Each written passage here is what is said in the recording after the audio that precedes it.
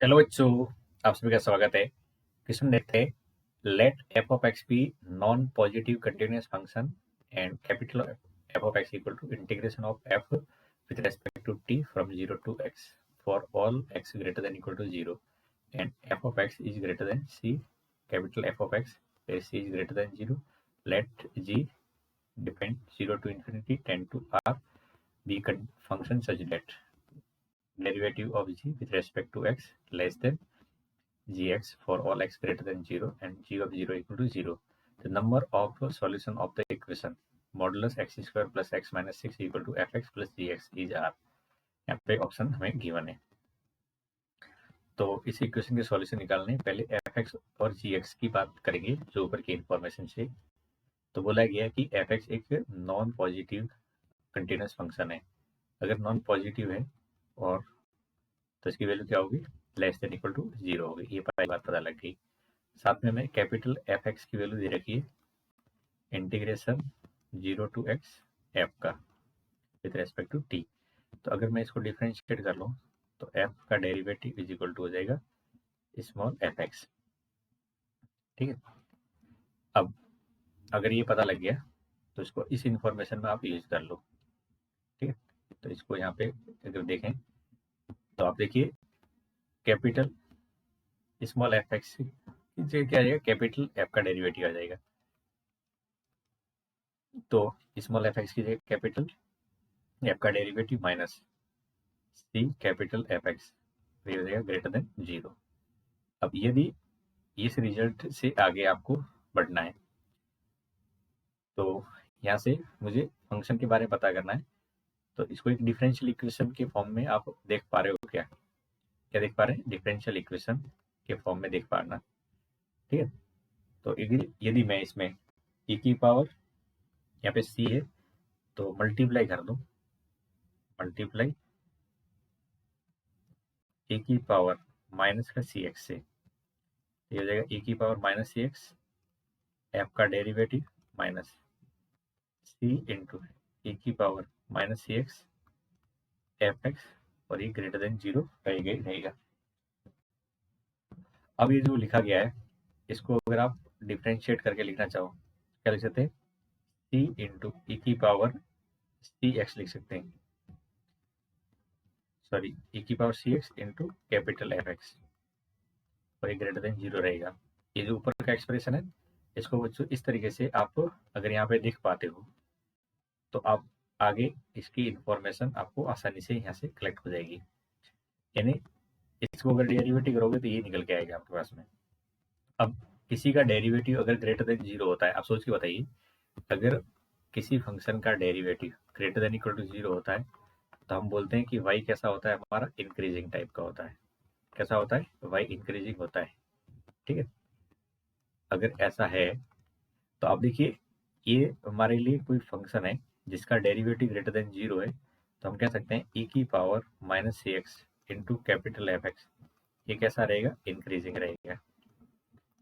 कैसा रहेगा? इंक्रीजिंग। अब ये इंक्रीजिंग है कौन? फंक्शन, क्योंकि इसका derivative greater than equal to 0 है तो ये इंक्रीजिंग है। अब इंक्रीजिंग है तो इंक्रीजिंग की खासियत क्या होती है? सपोज ये इंक्रीजिंग टाइप का फंक्शन है तो इसमें इनपुट अगर कम डालते हो तो आउटपुट भी कम आएगा। ठीक है। अगर इंक्रीजिंग केस में तो यहाँ पे कंडीशन क्या होती है, F X two greater than F X one होता है।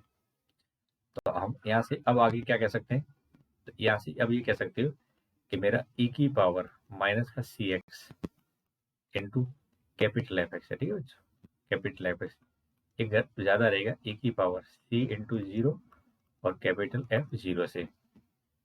ठीक है। अब आपको ये पता है कि मेरा जो फंक्शन है F of X is greater than C of F X. अब अगर ये नॉन पॉजिटिव है तो सी ऑफ एफ एक्स भी क्या रहेगा आपका, इसी के तरीके से रहेगा क्योंकि सी पॉजिटिव है। अब एफ एक्स नॉन पॉजिटिव है तो सी ऑफ एफ एक्स भी क्या रहेगा, इसी टाइप से नॉन पॉजिटिव की वैल्यू रहेगा। तो यहाँ से मैं e की पावर सी एक्स तो मेरा एक पॉजिटिव होता है ऑलवेज, और इनिक्वलिटी में अगर कोई पता है आपको कि वैल्यू पॉजिटिव है तो आप इसको हटा सकते हो वहाँ से। तो एफ ऑफ जीरो मेरा कितना है, यहाँ से देखेंगे तो जीरो है। तो यहाँ से इतना पता लग गया कि कैपिटल एफ ऑफ एक्स, अच्छा कैपिटल एफ ऑफ एक्स ये ग्रेटर देन जीरो आ रहा है, क्या है ग्रेटर देन जीरो आ रहा है कैपिटल एफ ऑफ एक्स।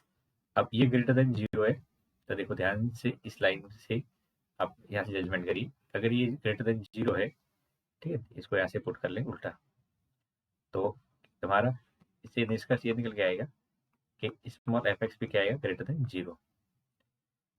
अब ध्यान से सुनो, हमने शुरुआत में बोला है कि इक्वेशन वन में कि हमारा F X less than equal to zero है, और अब हम कह रहे हैं कि यहाँ से F of X greater than equal to zero है, ठीक है, ये इक्वेशन।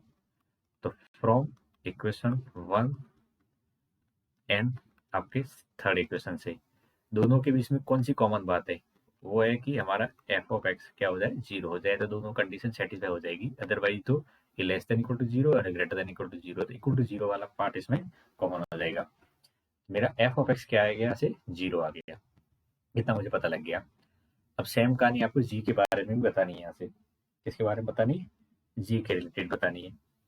तो जी के रिलेटेड कहानी बताएंगे तो हमारी हेल्प कौन करेगा, ये वाला रिलेशन, जी का derivative less than G X, ठीक है। तो यहाँ से देखिए हमें गिवन है differentiation of G is less than G of X, ठीक है, ये आपको गिवन है, और ये कब गिवन है, जब मेरा एक्स ग्रेटर देन जीरो है, ऐसा आपको क्वेश्चन में बोला गया है, ये आपका डोमेन रहा, ठीक है। तो अब यहाँ से अगर मैं इस रिलेशन को ऐसे देखूं, तो जी का derivative minus G of X ये लेस देन जीरो है, तो यदि मैं e की पावर माइनस एक्स से इसको मल्टीप्लाई कर दूं, किससे मल्टीप्लाई कर दूं, e की पावर माइनस एक्स से, तो ये जो एक्सप्रेशन लिखा गया है ये क्या लिखा गया है, तो ये बच्चों लिखा गया है डिफरेंशिएशन ऑफ ए की पावर माइनस एक्स और जी ऑफ एक्स। अब किसी फंक्शन का डेरिवेटिव अगर लेस देन जीरो हो, याद करो, तो फंक्शन कैसा होता है, वो फंक्शन डिक्रीजिंग होता है बच्चों, कैसा होता है, डिक्रीजिंग।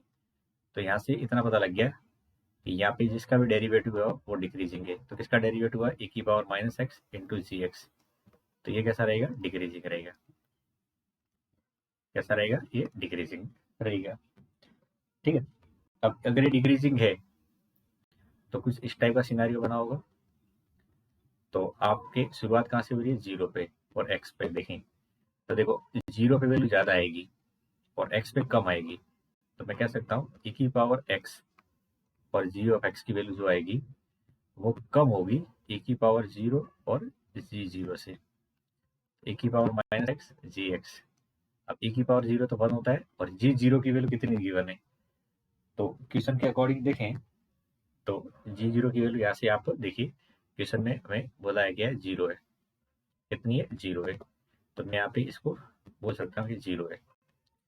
e की पावर एक्स पॉजिटिव नंबर होता है, e की पावर एक्स क्या होता है, पॉजिटिव, तो यहाँ से हटा सकते हैं, तो मेरा जी एक्स क्या है, लेस देन जीरो आ रहा है, जी एक्स क्या आ रहा है, लेस देन जीरो, इतना समझ में आ गया। अब ये कंडीशन नंबर फोर, हमने पिछले केस में देखा था कि हमारा F X equal to zero है और जी एक्स क्या है, लेस देन जीरो है। अब हमें क्या करना है, ये मॉडुलस की वैल्यू के बारे में बताना है, तो मैं यहाँ पे अब लिख रहा हूँ, ध्यान से सुनना, मुझे जिसकी वैल्यू निकालनी है x square minus x plus six का मॉडुलस, और यहाँ पे एफ एक्स प्लस जी एक्स है, ठीक है। अब ये मॉडुलस है तो क्या होगा, पॉजिटिव होगा, क्या होगा, ये पॉजिटिव होगा, एफ एक्स की वैल्यू जीरो है और जी एक्स जो मेरा है ये कह रहा है कि मैं नेगेटिव हूँ, कैसा ये नेगेटिव है आपका। अब ये पॉजिटिव और नेगेटिव दोनों आपस में बराबर हो सकते हैं क्या, ये बराबर आपस में कभी भी नहीं हो सकते, तो ये नॉट पॉसिबल वाला केस यहाँ से बन गया, ठीक है। तो नंबर ऑफ सॉल्यूशन पूछा गया, इसके सॉल्यूशन कितने होंगे, तो यहाँ पे नंबर ऑफ सॉल्यूशन कितने होंगे, जीरो होंगे, ठीक है।